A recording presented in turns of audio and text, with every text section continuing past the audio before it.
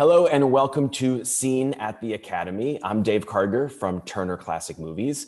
This installment is about the beautiful film Nomadland, and I'm so happy to have 6 members of this wonderful cast and crew here with me to talk about the film. So let me introduce them. First of all, writer, director, editor, and producer Chloé Zhao. Also with us, actor and producer Francis McDormand. Cinematographer and production designer Joshua James Richards, and producers Peter Spears, who also acts in the film, Mollye Asher, and Dan Janvey. Hello to all of you. Great to see you all. Hey, how are you? Hi, Dave. Hi. Francis, let me start with you because I feel like the communities of the nomads and also the seasonal workers are so intertwined in this movie. How do you see the two communities connected with each other? I think one of the most interesting things about the life of the van dwellers is that it is nomadic and they travel from season to season and from job to job. And they are literally the migrant workforce of America right now, as well as the undocumented citizens that fuel our workforce in America. And I think that one of the things that was really exciting for all of us was to go to the actual work places where the work is done. Amazon fulfillment centers, sugar beet harvests in Nebraska, working at as hosts. I worked as a host at the Badlands National Park. And I think to see people at work, it's like Fern says, she likes work, she needs work. That's why we're all here on this tape together too. We like work. Yeah. Josh, when I watch the scenes in the van, I think to myself, how did you even do that? How many crew members could you fit in that van to get everything done that you needed to do? Yeah, it was quite a squeeze. That question comes up quite a lot, actually, for some reason. Yeah, I mean, thank goodness the cameras are growing smaller and smaller nowadays, and the technology is there to get cameras into, different environments and places and to get close to it in ways that you haven't seen before. Yeah, shooting inside Vanguard was most of the experience, really. It feels like most of my memory was like me and Fran doing a sort of do-si-do inside the van and cursing ourselves that we didn't build one on a stage or something. But hopefully there was an authenticity to shooting in those real places. So hopefully it comes across. Chloé, when I watch these beautiful montages, which tell us so much about Fern's life and the way that she's existing day to day, I think to myself, I'm curious to know if you had all of that kind of planned out, almost like in a storyboard form, or was it more of a question of shooting as much as you could and then dealing with all of that in the editing room and putting it all together then? I like to think that everything that I have on screen is exactly how I planned it and how I want it to be. Yeah, that would be a better answer, but no. It was 50-50. We knew from very early on that it's going to be not just a passing through space, but also time. So we knew we plotted out the season changes and the location, the palette of the location with desert, snow, high desert, low desert, redwoods, badlands. We planned out that route, and then we scheduled the production according to the season. So for us, and then once we got there, it's really up to Josh to find the most iconic image that can represent that place. And then in the edit is trying to figure out how to make us to feel like a year has passed with those little short montage. And having the diversity of space and seasons was the only way to make that possible.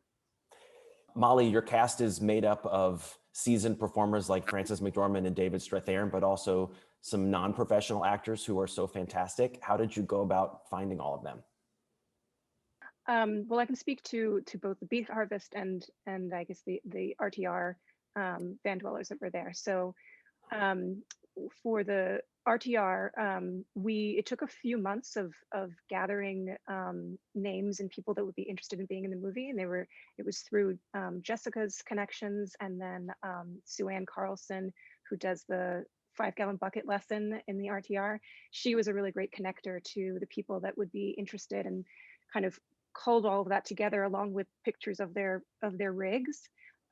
So they were kind of being cast as people, but also with their vehicles, and then had that all together so that then Chloe could then choose the people, speak to all the people on set or prior to the shoot, and decide then who she wanted to highlight. I think the crazy thing, like in thinking about non-professional performers, is people are always asking this question of like, what is it like working with non-professional performers? And I don't find the question that interesting, because I think we as filmmakers treat them as performers, and they're a part of our troupe and our process. But one small nuance on a production level that Mollye remind me of is how you do have to schedule around their work schedules, and how odd that is. And so the casting team, and led by Mollye and a couple of others, would do this advanced work of casting, and Chloe would be like, okay, I'm interested, Chloe and Josh would say, I'm interested in these and these people, and we'd have to go and figure that out with their actual work schedules. Well, one of the non-professional actors that we do meet, who's been mentioned already, is Bob Wells. So the next clip that we're going to show is a great scene between Fern and Bob Wells, which leads into a wonderful tracking shot that we all know from the teaser trailer that you released from Nomadland. So let's take a look at this clip, and then we'll talk more about it on the other side.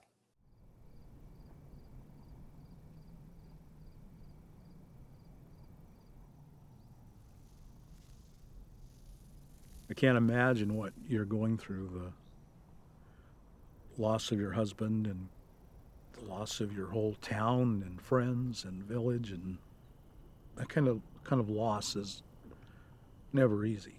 And I wish I had an easy answer for you, but I think you've come to the right place to find an answer. I think connecting to nature and to a real true community and tribe will make all the difference for you. I hope so.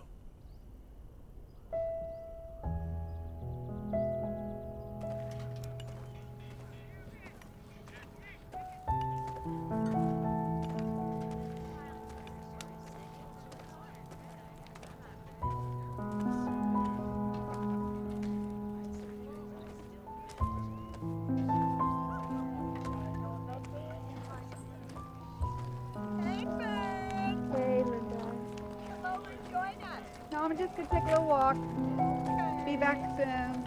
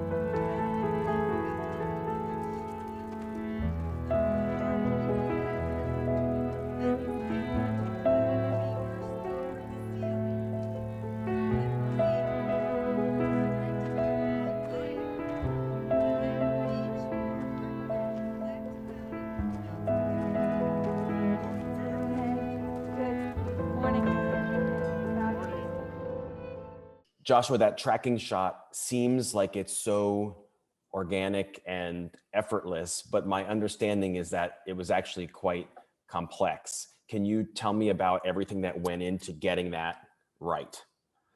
Sure. Yeah, I mean, I think it's a great shot to focus on in terms of what everyone did on the movie Nomadland, like the whole crew who are a part of like creating something that feels organic, like it's happening spontaneously, yet we're capturing it with a more sort of cinematic gaze somehow. And then we kind of had a really specific idea with the light that we wanted.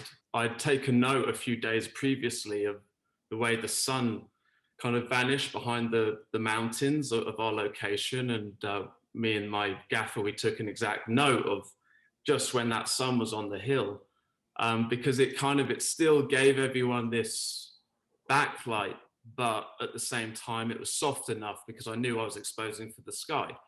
So whilst we were waiting for the light, there's a lot going on. Our AD, Mary Kerrigan, is setting the background. All of our nomads had specific actions and cues. All of the vans and rigs have been placed in specific locations to kind of create the depth that we wanted, but also that you can see back there, and Chloe's just allowing us to breathe in this sort of world and these lives of these people. So I just think it's a good shot that demonstrates some of the kind of classic influences we had, but also something that feels very new and very of this time. And that's where the Ronin 2 gimbal comes in, because we had new tools like that was doing just what Hal Ashby and Axel Vestler were doing back in the day. But nowadays we have this technology that means it's so much lighter and nimble. So it really allowed us on Nomadland to kind of maintain a real sort of elegant cinematic sensibility, yet move really quick and get the camera inside of these real and orchestrated situations. Chloe, from your point of view, it's really Right. good to maybe bring into that point how many people were in our company, and how few people were actually orchestrating that shot, because I kind of like the idea of just letting the big crews know how fast and easy and nimble a smaller crew can be. I would also add to that, as you described it, Josh, the feeling of anxiety I was getting as my stomach as you re-described it, the light, all the nomads who've never done this before, and they all each have a job and they've got to hit it, and and all of it, and it's just like the wizardry or whatever little pixie dust was there to help sort of move that along. The gods of cinema smiled, I guess. Chloe, did it feel like a very special shot in the moment? How did you want to utilize the whole golden hour atmosphere? We call it the magic hour hustle. So the crew members, months after the shoot, will tell me, so around 4 o'clock, I start to feel anxious in my stomach. I don't know why, but I feel like something needs to happen. So it takes a lot of commitment for everyone in our company to take that leap of faith every day, to say we're going to trust the people that we're filming, we're going to trust the weather, we're going to trust everything is going to the equipment, that we're going to wait until the right time. I think Josh, you used to say that a sunset is how we are supposed to look like as people, or something like, well, I forgot the phrase. It's like everything just blend together, us and the world that surround us. Suddenly the edges dissolve and we all become one. And that's why the sunsets are so important for so many cultures, inspire so many spirituality and religion. It's for that reason. And I think sometimes with the films that I've made, there are people who live in the peripheral of society. And sometimes they're captured in very harsh journalistic lenses, or from news. It's a camera with very unforgiving. And I think it's really important for us to put a cinematic lens in their lives, because that's how Fern feels when she steps out her van, and that's what she sees.